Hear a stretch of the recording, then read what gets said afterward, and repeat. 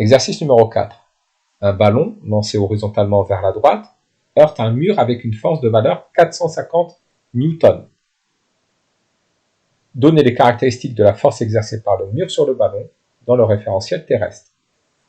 Dessinons un trait pour représenter le mur et un cercle pour représenter le ballon. Commençons par donner les caractéristiques de la force qu'exerce le ballon sur le mur. Le point d'application de cette force est le point de contact entre le ballon et le mur. La direction est horizontale, le sens vers la droite, puisque le ballon vient heurter le mur, et la valeur de cette force est de 450 Newton. Nous le représentons ici en rouge.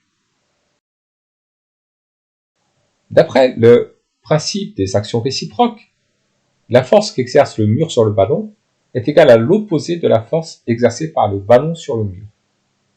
Sachant cela, le point d'application de la force exercée par le mur sur le ballon est le point de contact entre le ballon et le mur. Sa direction est horizontale. Elle est orientée vers la gauche. Et sa valeur est de 450 Newton, identique à la valeur de la force exercée par le ballon sur le mur.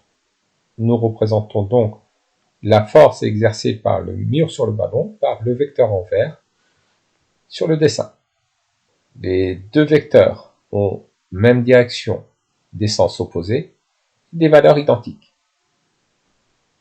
Exercice numéro 5. Le télescope spatial Hubble est en orbite autour de la Terre dans le référentiel géocentrique, à une distance petit d égale à 6970 km du centre de la Terre. La masse de la Terre vaut 5,97 fois 10 puissance 24 kg. Celle du télescope vaut 11 000 kg. L'échelle de représentation des forces est de 1 cm pour 20 000 newtons. Calculez la valeur des forces d'interaction gravitationnelle qui s'exercent entre le télescope et la Terre. La valeur de la force exercée par la Terre sur Hubble est égale à la valeur de la force exercée par Hubble sur la Terre.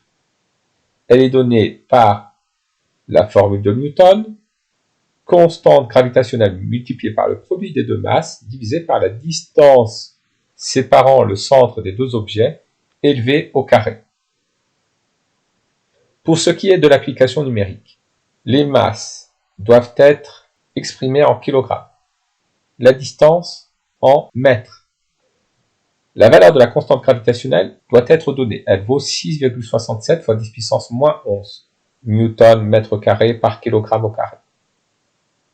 La distance étant exprimée dans l'énoncé en kilomètres, nous devons la multiplier par 10 puissance 3 pour la convertir en mètres. Nous obtenons une valeur des forces d'interaction gravitationnelle de 9 fois 10 puissance 4 newton.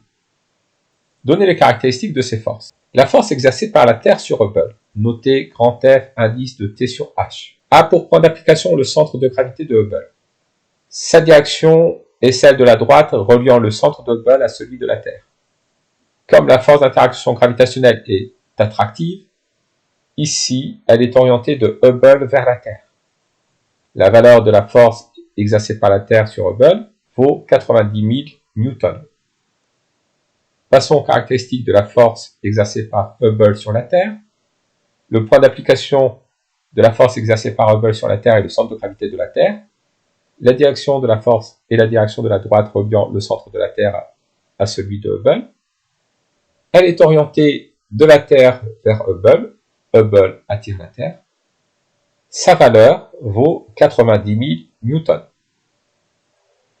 Représentez ces forces sur un schéma. Sachant que l'échelle de représentation des forces est de 1 cm pour 2 fois 10 puissance 4 newtons. Les forces d'interaction gravitationnelle valant 9 fois 10 puissance 4 newtons, nous devrons les représenter par des vecteurs de 4,5 cm de longueur. La force exercée par la Terre sur Hubble s'applique au centre de Hubble. Elle est dirigée suivant la droite TH, droite reliant le centre de Hubble au centre de la Terre. Elle est orientée de Hubble vers la Terre puisque la Terre attire Hubble. On l'a représentée à l'aide d'un vecteur de 4,5 cm puisque la valeur de la force est de 9 fois 10 puissance 4 newtons.